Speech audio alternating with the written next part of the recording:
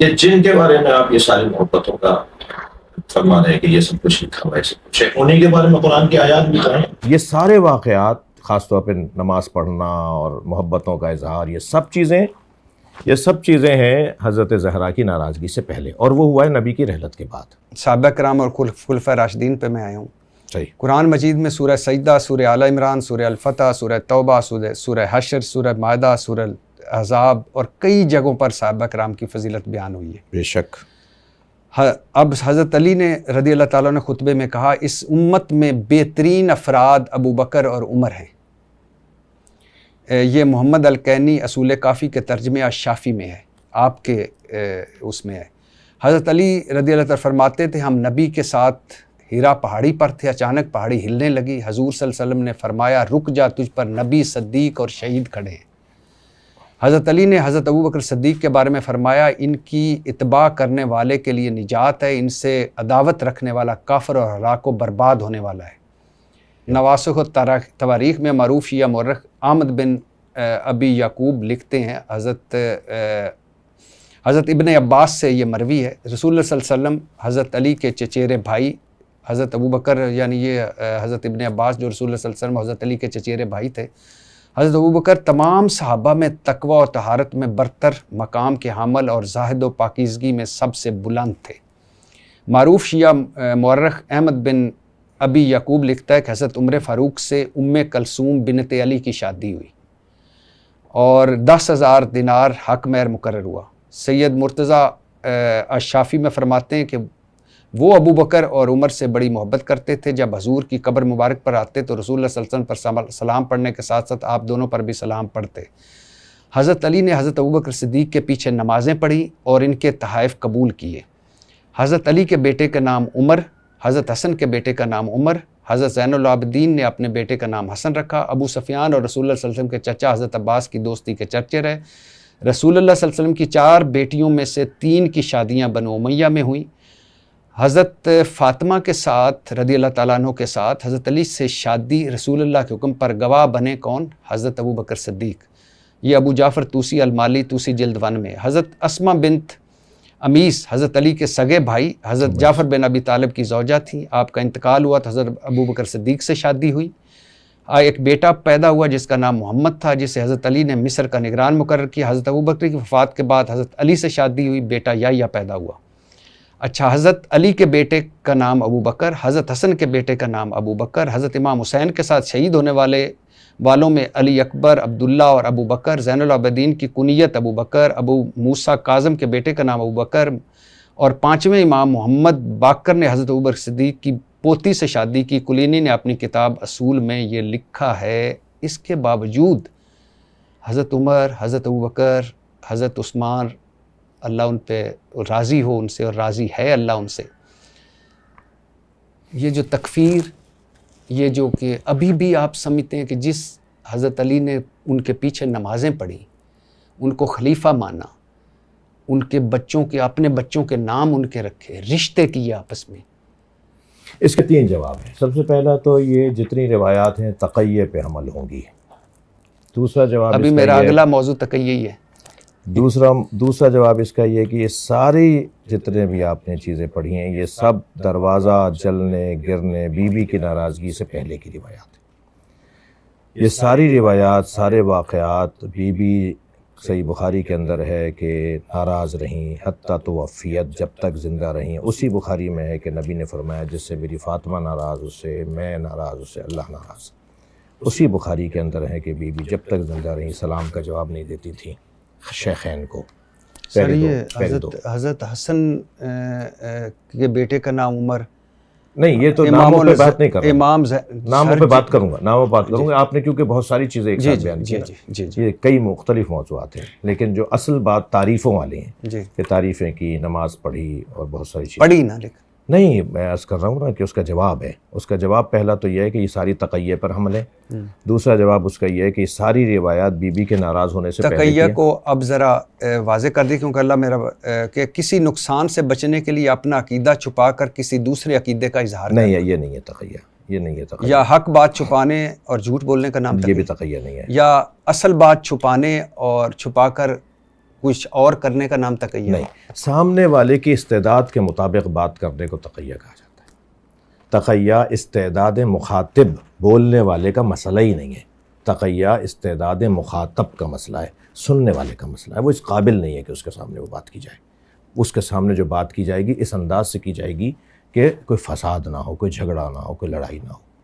تقیہ اسے کہا جاتا ہے، جھوٹ بولنے کو نہیں کہا جاتا۔ اب وہ لفظ ایسا انتخاب کریں گے جو جھوٹ نہیں ہوگا، وہ سچ ہوگا، صحیح ہوگا، مگر سامنے والا اپنی مراد لے گا اور آپ اپنی مراد لیں گے، اسے تقیہ کہا جاتا ہے۔ تقیہ اللہ کرتا ہے، تقیہ رسول اللہ کرتے ہیں۔ نحن معاشر الانبیاء نکلم الناس علی قدر عقولہم، یہ تقیہ ہے۔ ہم انبیاء کرام لوگوں کی عقلوں کے مطابق بات کرتے ہیں، تقیہ تو ہے۔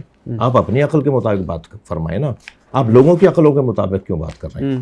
لوگوں کی عقلوں کے مطابق بات کرنا، ان کی صلاحیتوں کے مطابق بات کرنا، اس ماحول کے مطابق بات کرنا جس میں منافقت، جس میں خدا نخواستہ جھوٹ، یہ سب چیزیں شامل نہیں ہیں۔ ہاں، سامنے والے سے اس انداز سے آپ بات کریں کہ وہ بات اس کو سمجھ میں آ جائے یا اس وقت کا فساد ٹل جائے، اسے تقیہ کہا جاتا ہے۔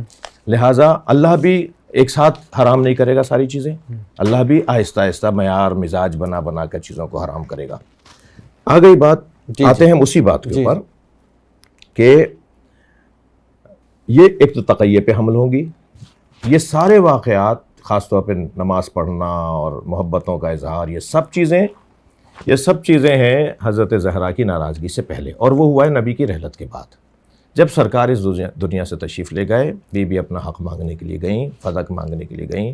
مولا علی بیعت نہیں کر رہے تھے، گھر میں ہی تھے، سب نے بیعت کر لی تھی الا ان افراد کے جو مولا علی کے ساتھ آپ کے گھر میں رہتے تھے، یعنی آپ کی پناہ میں تھے، آپ کے ساتھ تھے۔ وہ کہتے تھے ہم آپ کے ساتھ رہیں گے تو ہم بچ جائیں گے اور ہم بیعت نہیں کریں گے، ہم نہیں کرنا چاہتے بیعت۔ بڑی تعداد نے بیعت نہیں کی، اور بعض جن صحابہ نے بیعت نہیں کی وہ بھی تو صحابی تھے، اور کلہم عدول اگر ہے، اور اگر قاعدہ یہ ہے کہ اگر کسی ایک صحابی کے پیچھے بھی اگر آپ رہیں تو آپ ہدایت پا جائیں گے، تو سب نے تو بیعت نہیں کی، ٹھیک ہے۔ وہ جو واقعہ پیش آیا کہ بھی مولا کو لینے کے لیے گئے کہ جی بیعت کریں، یہ ساری کتابوں میں لکھا ہے، میں نے تو 36 کتابیں ایسے کھول کھول کے دکھائی، اتفاق سے آپ کو دے دی، ٹھیک ہے۔ تو وہ جو کتابوں میں سب کچھ لکھا ہوا ہے، وہ سارے واقعات، یہ سارے واقعات بی کی ناراضگی سے پہلے کے ہیں، پہلی بات۔ دوسری بات یہ ہے کہ جن کے بارے میں آپ یہ ساری محبتوں کا فرما رہے ہیں کہ یہ سب کچھ لکھا ہوا ہے، سب کچھ ہے، انہیں کے بارے میں قرآن کی آیات بھی کہیں، انہیں کے بارے میں کہیں جو نبی کی آوازوں پہ آواز اونچی کر رہے تھے، جن کے لیے قرآن نے کہا ان کے اعمال حق ہو گئے، ان کو پتہ ہی نہیں ہے، جو نبی کی توہین کرنے والے، جو نبی کو عصیان کا الزام دینے والے، جو نبی کو کاغذ قلم نہ دینے والے، وہ بھی تو یہی کچھ افراد ہیں جن کے بارے میں یہ ساری تعریفیں ہیں۔ تو ان سب چیزوں کو جوڑیں گے تب جا کے ہم نتیجے تک پہنچیں گے، ایک بات۔ دوسری بات یہ کہ جو نام رکھنے والی بات ہے، تو سوال یہ ہے کہ ائمہ اہل بیت تو بہت اونچا ان کا معیار ہے۔ ائمہ اہل بیت ناموں کے کاموں میں آ کر، ناموں کے مسائل میں آ کے نہیں الجھیں گے۔ اہل بیت نام تو ذاتی طور پہ برا نہیں ہوتا، یزید نام کون سا برا ہے؟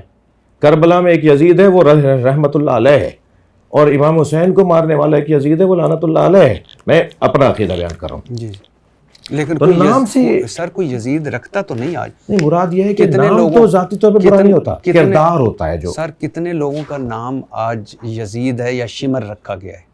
کسی شیعہ نے رکھا ہے؟ میں نے تو مکے میں دیکھا ہے کہ یزید کے نام سے شاعرہ ہے۔ شیعہ نہیں، شیعہ نہیں، آپ کہہ رہے ہیں نہیں رکھتے، رکھ رہے ہیں لوگ۔ نہیں، میں شیعہ کی بات کراچی میں کتاب لکھی گئی ہے یزید رحمت اللہ علیہ۔ سر میں شیعہ، وہ شیعہ نے لکھی؟ نہیں، شیعہ نے نہیں لکھی، آپ تو کہہ رہے ہیں کہ نہیں رکھا جاتا۔ میرا سوال ہے کہ کتنے شیعوں نے اپنا نام یزید یا شمر رکھا ہے؟ شیعہ تو نہیں رکھیں گے، نہیں رکھیں گے، تو کیوں رکھیں گے؟ حضرت علی کے بیٹے کا نام عمر، حضرت حسن کے بیٹے کا نام عمر، حضرت زین العابدین نے اپنے بیٹے کا نام۔ یہ کہاں سے طے ہے کہ حضرت عمر ابن خطاب کا وہ نام ہے؟ یہ کہاں سے طے ہے کہ وہ حضرت عمر ابن خطاب کا نام ہے؟ حضرت ابوبکر ابن قحافہ کا نام ہے وہ؟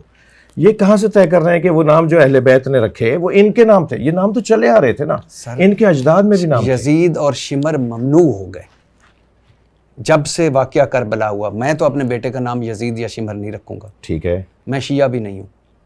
تو کیوں رکھے ان لوگوں نے اس نام؟ لیے کہ ان کے نام اگر نہیں تھے اتنی نا، بڑی ناراضگی تھی، اتنا نہیں، ان کے نام نہیں تھے نا، یہ نام تو یہ پہلے سے چلے آ رہے تھے، ان کے اپنے اجداد میں یہ نام تھے، اور پھر یہ نام کوئی پہلی دفعہ تو ان کا تھا نہیں کہ وہ نام رکھیں گے تو انہی کا نام رکھا جا رہا ہوگا، ایک بات۔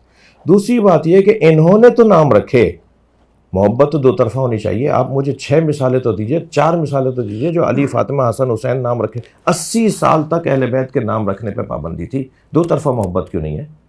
اہل بیت کا معیار تو اونچا ہے, وہ تو نام رکھیں گے, وہ ان ناموں کی وجہ سے تناؤ نہیں کریں گے, کھچاؤ نہیں کریں گے, جھگڑا نہیں کریں گے, لیکن اہل بیت کے نام رکھے گئے انہی گھرانوں آپ میں. نے بڑی خوبصورت بات کی کہ اہل بیت تناؤ نہیں کریں گے, جھگڑا نہیں کریں گے.